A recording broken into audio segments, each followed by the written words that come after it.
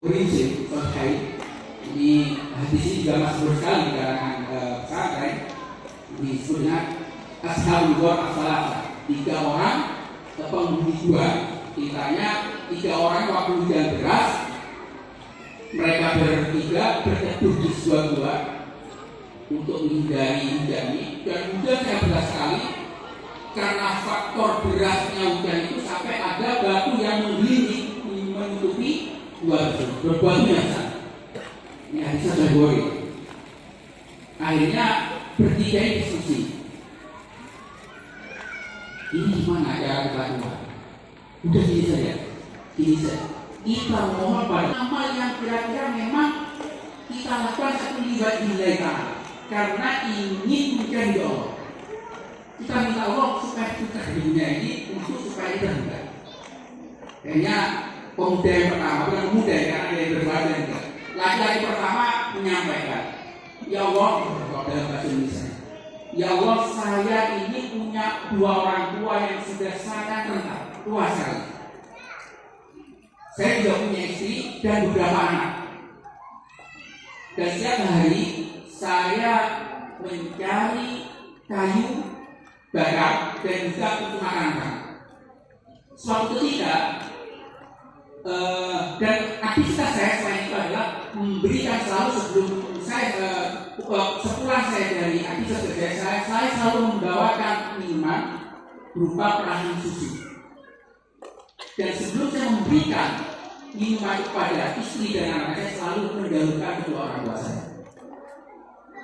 Suatu ketika saya terlambat pulang ya Allah, karena terlalu jauh jaraknya terlambat pulang. Dan sampai di rumah orang tua saya sudah saya dapat sedang tidur dan saya tidak berani bangunkan. Sedangkan susu dari tangan untuk saya sampaikan ke orang tua. Anak-anak saya sudah merengek meminta susu tersebut. Tapi saya berpikir biasanya saya akan berikan susu itu orang tua dahulu. Tidak mungkin saya berikan ke anak saya. Ini etika. Jadi akhirnya si laki-laki itu menunggu orang tua sampai pagi hari.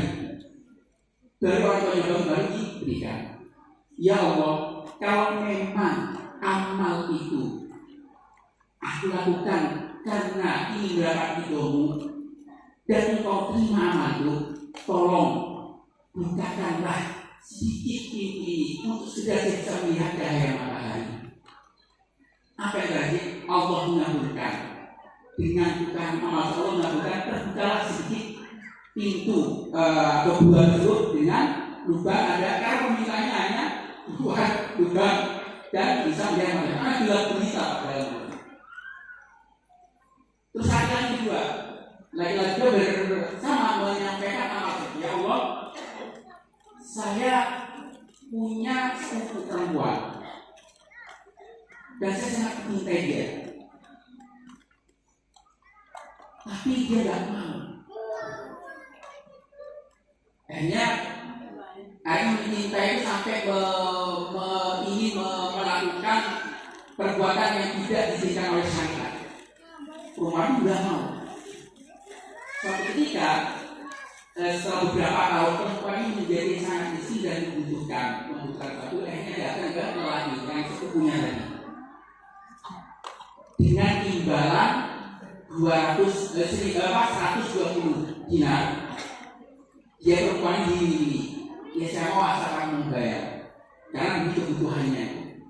Tapi sebelum melakukan sesuatu, si perempuan tadi menyampaikan, ingatlah pada Allah dan jangan melakukan hal yang dilarang oleh Allah ini. Lakukanlah kecuali Allah telah mengizinkan.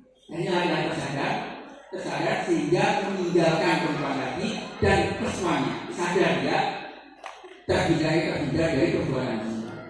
Ya Allah, kalau memang perbuatan saya tadi menghina zina karena ingin mencari ridhomu dan engkau ridho, tolong bukakanlah pintu gua ini. Ini terbuka ini. Terbuka dia lebar, tapi yang umat untuk keluarga umat kan tidak terbuka. Dan laki-laki ketiga berkata, ya Allah, saya ini pernah mempekerjakan beberapa orang dan semua sudah saya bayar, tinggal 1 orang yang belum saya bayar. Dan orang itu menghilang akhirnya saya upah dia itu saya kembangkan. Saya buat bisnis, saya kembangkan akhirnya menjadi unta, menjadi ternak, menjadi kambing, sampai ada klien-kliennya. Sekalian jadi dari uang modal upah yang saya berikan itu saya kembangkan sampai menjadi banyak, menjadi ternak yang banyak plus yang enggak. Suatu ini kasih pemilik modal tidak lagi. Mana upah saya? Kata laki-laki tadi, itu yang ada di dalam, silakan ambil semua. Jangan dulu, saya bukan upahnya sekian. Kalau ini semua mau diberikan, ya karena harta itu bisa dimakan dan lebih banyak. Ya Allah, kalau memang itu kata saya tadi, kalau amal saya itu saya lakukan karena mencari ridhomu dan engkau ridho, tolong bukakanlah pintu gua ini. Hanya dengan amal itu Allah meridhoi dan pintu terbuka. Ini pertama saya datang ke sini ingin belajar banyak pada Ustaz. Ustaz itu saya adalah ibadah yang menarik. Kenapa saya itu menarik? Jadi unik tapi kalau sedang berdua aneh. Kalau di forum ada formal. Kisah pertama itu adalah kisah tentang bagaimana kita mengambil ibadah birrul walidain. Bagaimana besarnya pahala birrul walidain. Khusus ini kenapa kemarin saya tanya, khusus ini dengan melakukan ini apa yang saya punya, apa karena apa yang lain apa, itu bentuk birrul walidain. Tradisi orang tua kita yang baik kita lanjutkan. Sahabat-sahabat orang tua kita sewani, itu adalah bentuk birrul walidain. Insya Allah kalau khusus melangkah diri, ya Allah, kalau memang amal yang saya ini sebagai tindak lanjut dari orang tua, engkau ridhoi dan ini saya lakukan karena tulus karenamu, tolong tukar apa saja Gus. Minta pembangunan pesantrennya bisa, insya Allah mengajukan asal jangan minta istri lagi. Ini insya Allah agak berani karena suami agak berani. Yang kedua, Gus ini juga menarik juga, makanya saya ingin belajar banyak. Kok bisa ya Ustaz mengelola, kebetulan di Jakarta itu juga tugas mengelola pesantren di yayasan. Cuma saya hanya pasang saja, tidak nyanyi uangnya, cuma saya ngajar kurikulumnya dan seterusnya. Lalu soalnya bikin kurikulumnya iya, gaji gurunya iya, ngurusin santrinya iya, bikin gedungnya iya. Jadi saya ingin belajar banyak. Nanti jangan-jangan kita sudah melakukan apa yang sudah ditangani. Sering muter-muter. Setiap hari di awal muter ya. Awal berapa itu pada waktu. Saya tidur kan. Jadi verifikasi dulu. Apakah itu sudah diamalkan? Yang kedua yang tadi tentang pemuda yang kedua tadi, apa menghindari perbuatan maksiat. Nah jadi hebat. Khususnya pergaulannya luar biasa.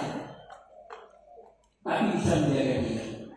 Kalau mau sesuatu, kalau cerai-cerai itu bisa, tapi itu tidak dilakukan. Ini hebat menurut saya. Jadi belajar banyak. Bapak Ibu sekalian, ini sumbernya adalah karena keikhlasan, karena ketulusan. Jadi kalau coba akan saya bacakan redaksi kitab ini di nanti tanya dalilnya mana enggak enak. Ini kitabnya saya tinggal sih.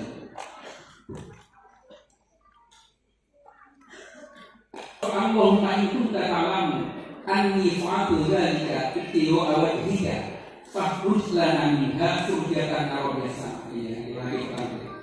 Kata yang seperti ibtiru awajhika, ya Allah, kalau engkau tahu bahwa saya melakukan hal ini karena mencari doa, katanya. Jika kita ingin menilai amal kita itu nilai salah enggak, coba jika ya Allah, saya beramal ini karena itu mencari doa karena salah enggak. Terus juga, kalau melakukan berarti ikhlas. Kalau enggak ya berarti kurang ikhlas.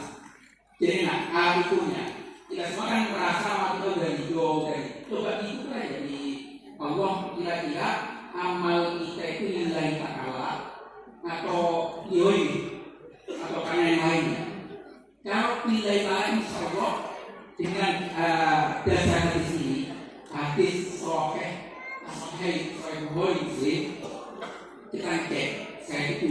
tidak nilai kalau coba insya Allah akan jalan aja apa yang kira-kira paling pas ini karena udah kepepet ini materi udah tak mungkin mau tidak ini kalau ada Allah saya pernah beramal ini karena kalau masih ikhlas rasakan aja tolong dijaga ini sama kata Jalawi ya atau kata Rasulullah ini kasusnya sama dengan ini akan saya bacakan kitab di sini kitabnya di Al-Irsyad wa Tadlis karya Imam Al-Yafi'i. Imam Yafi'i ini seniornya Ibnu Hajar Al-Asqalani, dari salah satu abad. Jadi kisah yang ditulis oleh Ibnu Hajar Al-Asqalani itu lebih mudah satu abad dibanding kisah yang ditulis oleh Al-Yafi'i. Maksudnya seperti ini. Ini saya ceritakan apa kata beliau. Kalau Syekh Husain Al-Qurtubi, Syekh Husain Al-Qurtubi pernah bercerita dalam waktu Sami Tusibatin Asar. Saya pernah mendengar dalam satu asar, ini bukan hadis ya, asar. Anna man qala la ilaha illallah sab'ina alfa marratin 70.000 kali. Ini kata Rasulullah itu 70.000 kali la ilaha illallah. Karena tidak aminah, maka dia telah menebus dirinya dari neraka. Fa'amitu ala dzalika wa bi'a barakati wa amin. Lalu saya mengamalkan asar tadi itu dengan la ilaha illallah selama sebanyak 70.000 kali. Roja barakati wa amin, berharap berkahnya janji yang ada di dalamnya. Fa'amitu min hari ahli. Saya juga mengamalkan untuk keluarga saya. Wa'amitu minha a'malan idhamar kulli nafsi. Dan saya mengamalkan untuk persiapan diri saya. Wakana ibadah pada suatu ketika yang itu ma'ana syabun menginap bersama saya seorang laki-laki, seorang pemuda. Kana yuqalu anha innahu yukashifu fi ba'dil awqat bil janawana. Dikatakan bahwa pemuda ini pemuda yang kasar ya. Kasar sering melihat kejadian-kejadian bahwa orang ini masuk neraka, terlihat dalam mimpinya masuk neraka, ini masuk surga, ya. Sangat kenal populer pemuda ini.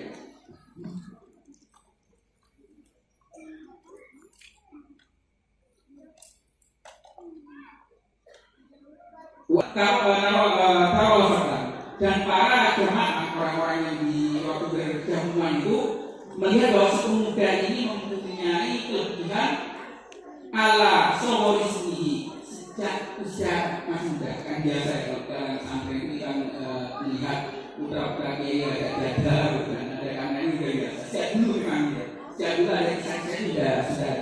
Ini abad zamannya Sriwijaya menembus di Sudani. Sriwijaya itu abad berapa? Abad 14 Masehi atau abad 8 Hijriah. Ini kalau di sini pas abadnya Sriwijaya. Kisah ini sudah terjadi. Wajan si kolbi minusaiun. Saya melihat laki-laki ini memang punya sesuatu seperti ini. Si kata Imam Al-Yafi'i. Fatafaqan istada'ana ba'dul ikhwan ila manzilihi. Lalu sebagian murid kami mengundang kami untuk berkumpul di rumahnya. Karena kita awal kolam, kalau kamu dijamu, maka termasuk dengan pemuda ini, asyab mana? Pemuda itu dengan bersama dengan para jamaah dan Imam Al-Yafi'i. Istol hasil yang akan mengatakan, lalu si laki-laki pemuda itu berteriak sekeras. Wajiblah maafi nafsi. Gua ya pun yang berkata, ya ammi, hadihi ummi sinar. Ya paman, pada bilang pada Imam Yafi'i, paman, ibuku terlihat di neraka. Saya melihat ibuku sedang di neraka. Wahwa yasimu bisyahin awimi. Dia berteriak sekeras-kerasnya karena melihat saat itu ibunya terlihat sedang ada di neraka. La yasimu man sami'ahu annahu an amrin. Sampai semua yang datang pada jamuan itu merasa anak ini sedang mengalami masalah. Ada masalah yang luar biasa, yang serius. Falamma itu Mati nabi ziat kultus nasi. Setelah saya melihat kejadian itu, saya bergumam dalam hati, kata Imam Al-Yafi'i, walau dia toli ala dzalika ahadun Allah, dan tidak ada seorang pun yang tahu kecuali Allah Subhanahu wa taala. Di perkataan Imam Al-Yafi'i dalam hati. Fakultus nasi, lalu aku berkata dalam hati, al-asar aku, asar yang disebutkan oleh para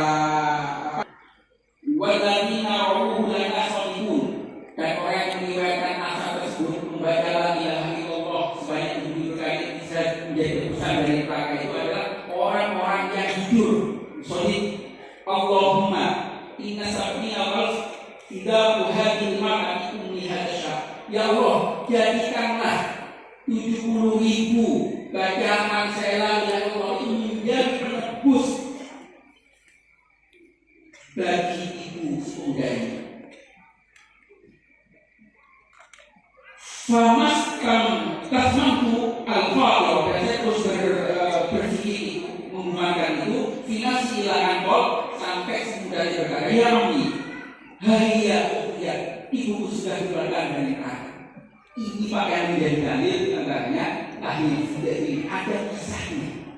Jadi Imam Al-Yafi'i melihat anak muda yang nikah syafa, ibunya masuk neraka, terus Imam Yafi'i nukar amalnya, nukar dengan terkait dengan hadis saja, nukar amalnya, ya Allah, jadikanlah bacaan 70.000 kali la ilaha illallah itu menjadi penebus dari ibu anaknya. Dan ternyata sekarang tadi langsung lihat ibunya diangkat dari neraka.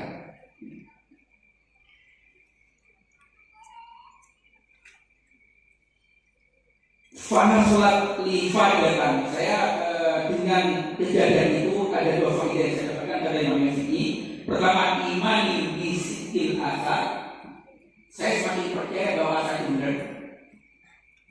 Sekali ini juga hadis asar, pendapat ulama yang mulai dijelaskan siapa yang pertama kali menyampaikan ini. Wassalamu minasyab wa min rizqi. Dan saya menjadi tahu si pemuda ini jujur. Kenapa? Imam Yafi'i menyaksikan sendiri. Baik sekalian, alhamdulillah, mudah-mudahan kita semua saat membacakan la ilaha illallah dan niat ibadahnya. Kalau tidak berniat biasa tidak ada. Kenapa? Nama lama niat. Jadi seorang jadinya datang ke sini hanya ikut-ikutan yang sendiri tidak dapat apa-apa. Diniati untuk menebus diri kita dari neraka, termasuk untuk menebus orang-orang yang bisa. Dan itu bisa dicicil dalam sebagian riwayat dikatakan bisa dicicil, tidak harus langsung saya butuh 70 bulan dan bisa bagi orang lain. Masa kalau di sini kurang yakin misalnya kalau sehari kita baca 1000 berarti hanya butuh 70 hari. Kalau baca 100 berarti butuh 700 hari, 700 hari setelah 2 tahun. Ya, insya Allah selesai. Yang penting niatnya. Niatkan bahwa bacaan tahlil fida ini bisa menjadi tebusan dari neraka, dan niat ini asal bukan hadis. Ada satu lagi yang di tradisi di masyarakat kita namanya katakoh kubro atau katakoh somatiah itu membaca 100.000 kali surah Al-Ikhlas. Ini sama yang ilah itu kan makhluk ikhlas, sedangkan Kulhuwallahu adalah surah Al-Ikhlas. Ini diamalkan oleh para ulama termasuk Pangeran Diponegoro itu, dia itu 1000 setiap harinya la ilaha illallah. Maulid Bangkal itu sukanya apa namanya Al-Ikhlas. Maulid Bangkal juga sukanya Al-Ikhlas. Setiap hari itu 1000 kali. Ya. Tapi itu hadisnya boleh. Makanya Nabi Syekh Muhammad dalam hati dalam ini kami Al-Qabul Farad yang mengatakan, kalau Anda mengamalkan itu, jangan menganggap itu sebagai istilah, tapi amalkan saja. Yang penting tidak menganggap sebagai hadis Nabi supaya tidak dia kepada manfaat terbalaya kemudian sekali atau uang anak, maka jangan ada hadis. Pada para ulama sudah mengamalkan, bagaimana mengamalkan, yang ini saja fadilahnya. Selesai. Gak usah nanti itu sebagai hadis. Kalau nanti itu sebagai hadis, takut ingat nanti top berbohong atas nama Nabi itu sama dengan menyiapkan dunia ini. Syekh Muhammad Al-Wahabi memberikan solusi. Karena kan ditentang orang-orang Muslim, orang-orang Wahabi itu kalau hal seperti ini sangat menentang dan tidak setuju. Dan kita harus tetap menjaga, ini tradisi yang luar biasa, amal yang luar biasa. Jadi sebagaimana saya sampaikan tadi. Saya akan membaca beberapa kitab yang nanti akan kami serahkan ke Ustaz untuk dibaca. Yang pertama Abu Farod dari Syekh Muhammad Al-Maliki Al-Hasan tentang dzikir la ilaha illallah.